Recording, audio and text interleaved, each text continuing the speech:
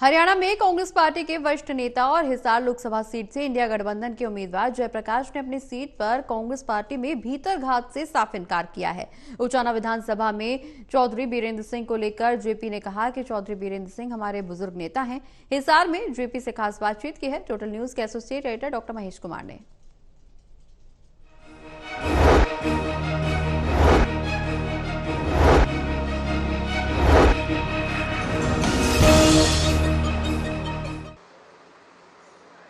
मतगणना से पहले ही भारतीय जनता पार्टी अब भीतरघात करने वालों के खिलाफ कार्रवाई को अंजाम देती नजर आ रही है, लेकिन क्या ये सब कुछ कांग्रेस पार्टी में भी किया जाएगा? भीतरघात करने वालों के खिलाफ किसी भी तरह की कार्रवाई क्या कांग्रेस पार्टी में देखने को मिलेगी? इसी पर ज्यादा बातचीत के लिए कांग्रेस पार्टी के वरिष्ठ नेता और हिसार जिले के प्रभारी और इंडिया गठबंधन के उम्मीदवार हिसार सीट पर रहे जयप्रकाश इस वक्त हमारे साथ बने हुए हैं। मुझे बताइए कि भारतीय जनता पार्टी ने तो मंथन शुरू कर दिया, एक एक पदाधिकारी की जांच वो कर रहे हैं और ये रिपोर्ट सामने आ चुकी है कि भीतरघात किस किस नेता की तरफ से किया गया, कितना नुकसान हुआ है। लेकिन आत्म मंथन तो अब कांग्रेस पार्टी को भी करना है। भीतरघात का, बड़े भीतरघात का सामना कांग्रेस पार्टी को भी करना पड़ा है। कोई उम्मीद भीतरघात करने वालों के खिलाफ कार्रवाई की क्या कांग्रेस पार्टी में की जा सकती है?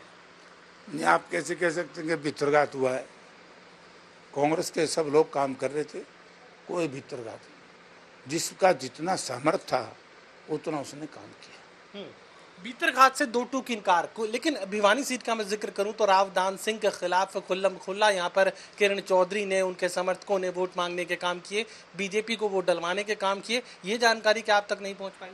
नहीं, मुझे तो नहीं पता। अगर ऐसा किया तो माड़ा किया है। पार्टी के खिलाफ काम नहीं करना चाहिए था।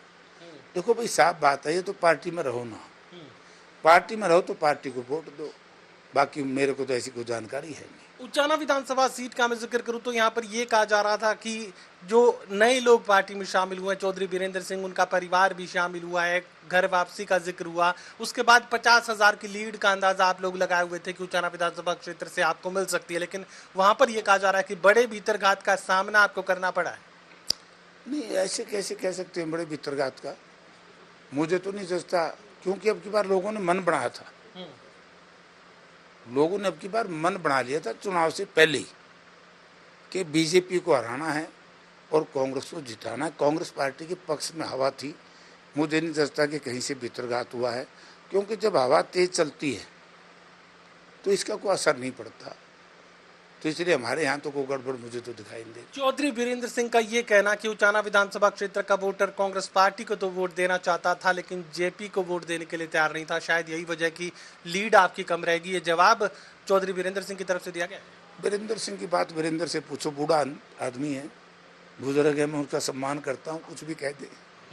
ये भीतरघात करने वालों की अब किसी तरह की जांच की जरूरत आपको लगता है कि कांग्रेस पार्टी में तो नहीं है? नहीं है। अब चुनाव परिणाम का मैं जिक्र कर लेता हूं। किस तरह की उम्मीद इस वक्त बनी हुई है? अलग अलग तरह की रिपोर्ट आप क्रॉस टेबुलेशन कर चुके हैं, क्रॉस वेरिफिकेशन कर चुके हैं। अब क्या लगता है, क्या होने वाला है? बहुत बढ़िया जीत होने वाली है कांग्रेस पार्टी की, इंडिया गठबंधन की। बहुत बढ़िया जीत।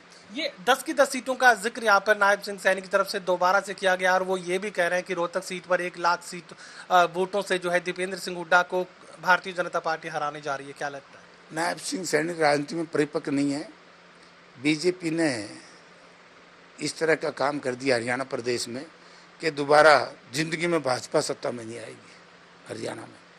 चलिए, दो टूक ये महत्वपूर्ण बात यहाँ पर कह दी गई है जेपी की तरफ से। जेपी कह रहे हैं कि भीतरघात का सामना उन्हें नहीं करना पड़ा है और पूरे हरियाणा प्रदेश में कांग्रेस पार्टी को किसी भी तरह के भीतरघात का सामना नहीं करना पड़ा, ऐसी कोई जानकारी उनके पास तो नहीं है। और साफ ये कह रहे हैं कि किसी भी तरह की कार्रवाई का कोई सवाल यहाँ पर इसलिए पैदा नहीं होता क्योंकि भीतरघात के आरोप वो किसी पर नहीं लगा रहे हैं। सहयोगी कमल के साथ doctor Mahesh Kumar, total news, Hisar.